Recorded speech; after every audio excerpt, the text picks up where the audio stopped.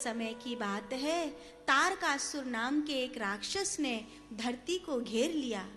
उसने वरदान मांगा कि मैं शिव पुत्र के हाथों मरूं।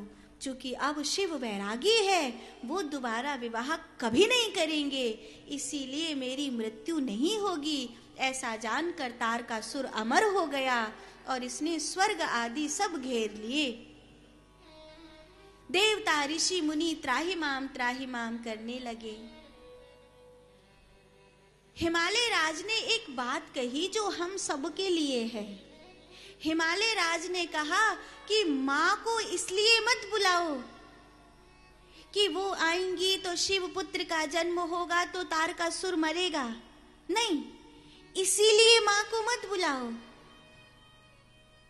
माँ को इसीलिए बुलाओ कि अगर माता और पिता के बीच में मन मुटाव हो जाए, माता और पिता के बीच में दूरी हो जाए, तो संतान का काम है अपने माता पिता को फिर से मिलाना।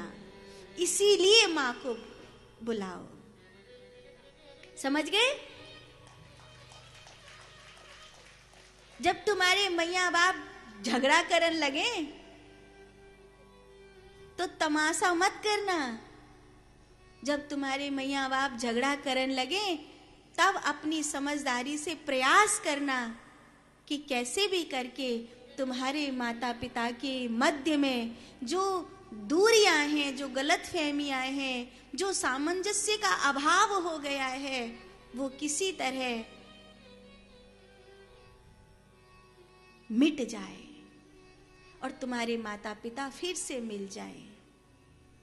चूंकि हम देवता हैं, मनुष्य हैं, ऋषि मुनि हैं और हम सब शिव और शक्ति की संतान हैं, इसीलिए हमें जगदम्बा को फिर से महादेव से मिलाने हेतु जतन करना चाहिए।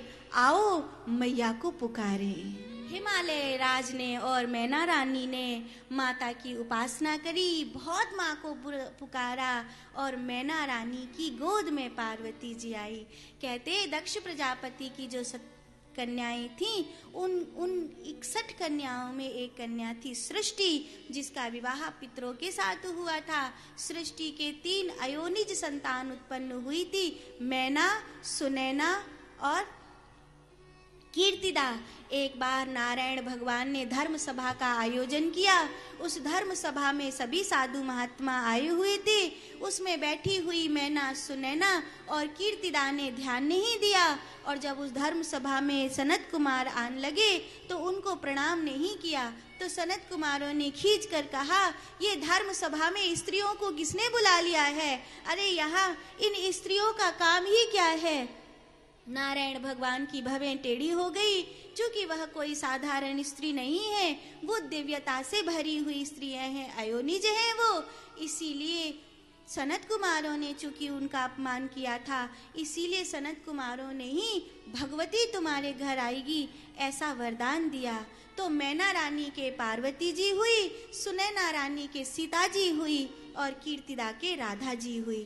तीनों अयोनिज हुई। पार्वती जी भी अयोनिजा हैं, सीता जी भी अयोनिजा हैं और राधा जी भी अयोनिजा हैं। राधा जी को कमल के पुष्प पर प्रकट हुआ ऐसा जाना जाता है, सीता जी को धरती में प्रकट हुआ ऐसा जाना जाता है और पार्वती जी को तपस्या के कुंड में हिमालय राज के उतंग शिखर पर प्रकट हुआ माना जाता है। इन तीनों देवियों को बारंबार प्रणाम करें।